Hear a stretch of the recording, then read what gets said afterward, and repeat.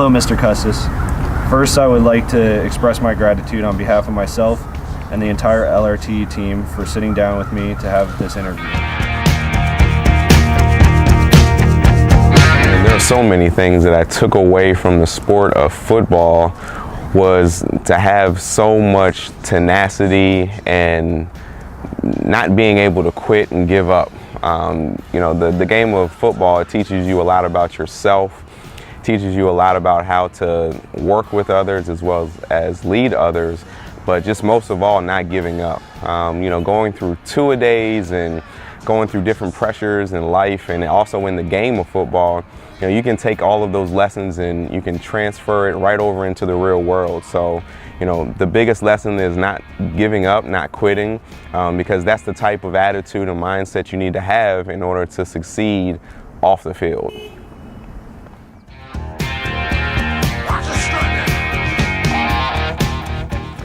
So what inspired me to move into and I'm going to call it the personal development side of things, is that I knew as a young man growing up, if I had those coaches and those tools in my life, I could probably be in a more progressive state than I am right now. I think we all need motivation, we all need inspiration, we all need strategies, and so that's when I ended up saying, this is an avenue that I want to get in so that I can give to the younger generation that's coming up. It's going to help prepare them for life. It's going to help them focus on what's important to them, and as well as they can get inspired so that they can give back to the generation that's coming up behind them.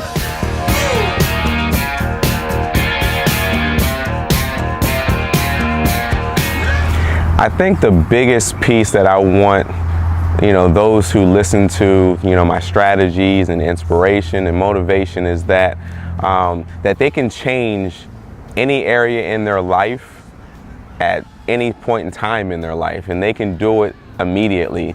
They don't have to wait years from now. They can make that decision right now.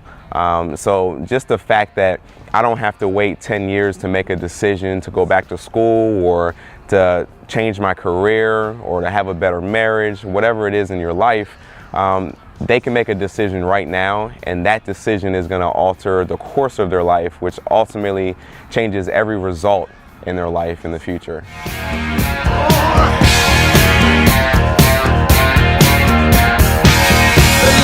Wow.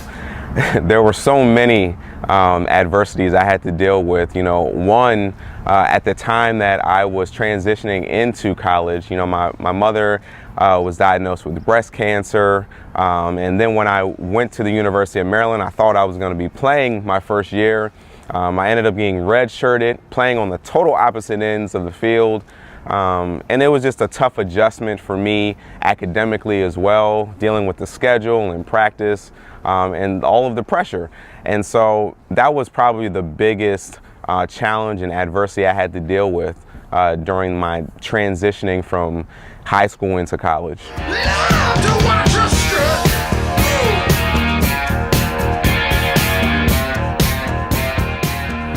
I don't regret making the decision to go to the University of Maryland.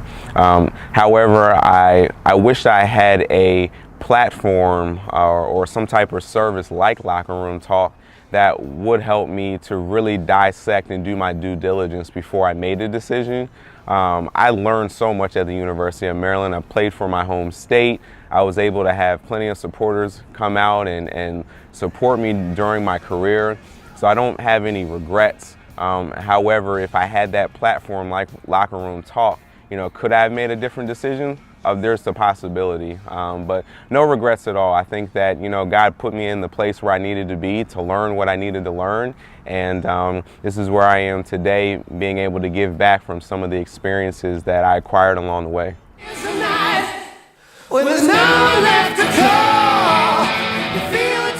Yeah, the biggest advice I could give to a high school student athlete going through that recruiting process is honestly get in touch with a platform like Locker Room Talk. One, making sure that you're staying in constant communication with your coach as well as your parents as well. really just having that feedback and having those statistics is like extremely important, because again, this is a decision that's going to alter the rest of your life.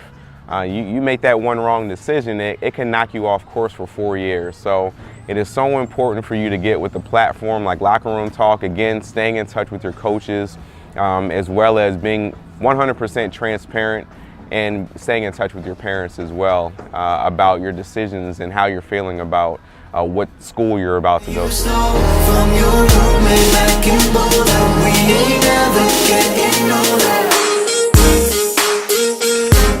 Yeah, the biggest advice I could give to a high school student athlete going through that recruiting process is honestly get in touch with a platform like Locker Room Talk. One, making sure that you're staying in constant communication with your coach, as well as your parents as well. Really just having that feedback and having those statistics is like extremely important, because again, this is a decision that's going to alter the rest of your life. You make that one wrong decision, it can knock you off course for 4 years. So it is so important for you to get with a platform like Locker Room Talk, again, staying in touch with your coaches, as well as being 100% transparent and staying in touch with your parents as well, about your decisions and how you're feeling about what school you're about to go to.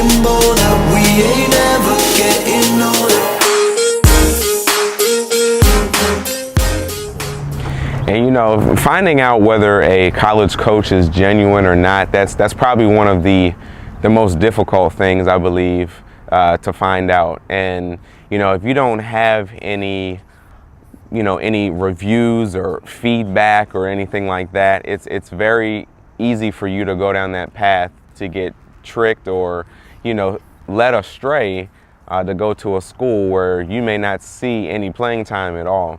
And so I believe that it's important for you to be transparent with the coach, be honest with what your expectations are, and to ask them, what are your expectations of me?